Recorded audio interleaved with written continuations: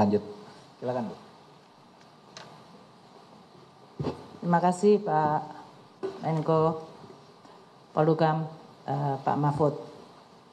Pertama saya ingin menyampaikan bahwa selama ini kami Kementerian Keuangan dengan PPATK dan Pak Menko sebagai ketua tim, kita bekerja dan memiliki komitmen yang sama untuk memerangi dan memberantas tindak pidana pencucian uang maupun korupsi. Dan dengan adanya kerjasama yang baik inilah kemudian kita akan terus menggunakan semua resource yang ada di dalam rangka memperkuat termasuk di dalam mencari data, mengklarifikasikan data untuk bisa melaksanakan satu, mencegah, kalaupun tidak bisa dicegah, diberantas adanya tindakan korupsi maupun tindak pidana pencucian uang. Saya ingin mengklarifikasikan karena berbagai informasi yang memang sudah sangat simpang siur. Satu, Pak Ivan sebagai Kepala PPATK mengirimkan surat kepada Menteri Keuangan pada tanggal 7 Maret 2023. Surat dengan nomor SR 2748 /AT.01.01/3 Romawi /2023 7 Maret 2023.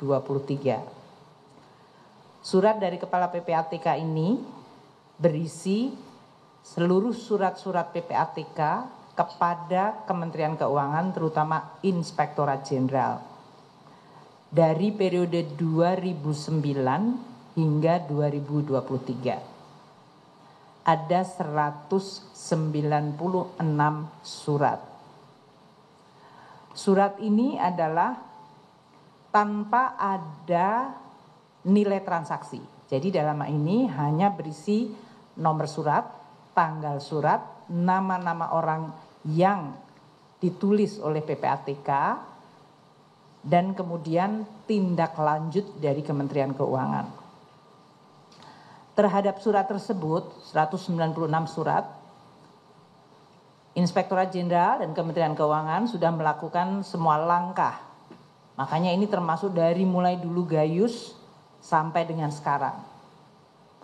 Ada yang sudah kena sanksi, ada yang kena penjara, ada yang dalam hal ini diturunkan pangkat. Kita menggunakan PP nomor 94 tahun 2010 mengenai ASN. Kemudian muncul statement mengenai adanya surat PPATK di mana ada angka 300 triliun. Kami belum menerima. Makanya waktu hari Sabtu saya dengan Pak Menko melakukan statement publik, saya menyampaikan sampai dengan hari Sabtu yang lalu itu kita belum menerima surat dari PPATK yang berisi angka. Pak Ivan baru mengirimkan surat tersebut pada tanggal 13 Maret. Jadi waktu saya dengan Pak Menko menyampaikan di Kementerian Keuangan adalah tanggal 11 Maret. Itu kita belum menerima. Kami baru menerima surat kedua dari Kepala PPATK nomor SR /AT.600101/3 Romawi /2023. Di dalam surat ini adalah surat yang tadi 36 halaman, yang nomor 1, yang tidak ada angkanya, yang ini 46 halaman. Lampirannya berisi rekapitulasi data hasil analisa dan hasil pemeriksaan serta informasi transaksi keuangan berkaitan dengan tugas dan fungsi untuk Kementerian Keuangan 2009 sampai dengan 2023. Lampirannya itu daftar surat yang ada di situ 300 surat. Dengan nilai transaksi 349 triliun rupiah. Nah, kami ingin sampaikan sebagai berikut. 1, dari 300 surat tadi, 65 surat adalah berisi transaksi keuangan dari perusahaan atau badan atau perseorangan yang tidak ada di dalamnya orang Kementerian Keuangan. Jadi ini transaksi ekonomi yang dilakukan oleh perusahaan atau badan atau orang lain. Namun karena menyangkut tugas dan fungsi Kementerian Keuangan, terutama menyangkut ekspor, import, maka kemudian dia dikirimkan oleh PPATK kepada kami. 65 surat itu nilainya 253 triliun. Artinya PPATK menengarai adanya transaksi di dalam perekonomian, entah itu perdagangan, entah itu pergantian properti, yang ditengarai ada mencurigakan, dan itu kemudian dikirim ke Kemenku supaya Kemenku bisa memfollow up, menindaklanjuti sesuai dengan tugas dan fungsi kita. 99 surat dari 300 surat tadi ya, adalah surat PPATK kepada aparat penegak hukum. Dan nilai transaksinya 74 triliun. Jadi dalam ini aparat penegak hukum. Sedangkan ada 135 surat dari PPATK tadi yang menyangkut ada nama Kementerian Keuangan, nama pegawai Kementerian Keuangan. Nilainya jauh lebih kecil karena yang tadi 253 plus 74 itu sudah lebih dari 300 triliun. Jadi saya akan memberikan satu contoh supaya media sedikit memahami yang tadi disampaikan oleh Pak Menko secara baik mengenai definisi pencucian uang dan yang disebut transaksi mencurigakan. Satu surat yang sangat menonjol dari PPATK ini adalah surat nomor 205 /PR.01 2020. Dikirimkan pada bulan Mei, 19 Mei 2020, pas tengah-tengah COVID kita. Satu surat dari PPATK itu saja menyebutkan transaksi sebesar 189 triliun 273 miliar.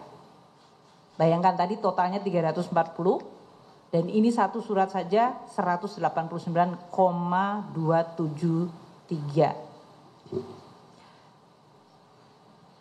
Tentu saja karena ini angkanya besar langsung kita melakukan penyelidikan dan saya minta seluruh pajak, bea cukai untuk melihat surat tersebut dan melihat dan meneliti apa yang menjadi data dan informasi. Disebutkan oleh PPATK ada 15 individu dan entitas, itu perusahaan dan nama orang, yang tersangkut 189,273 triliun tersebut.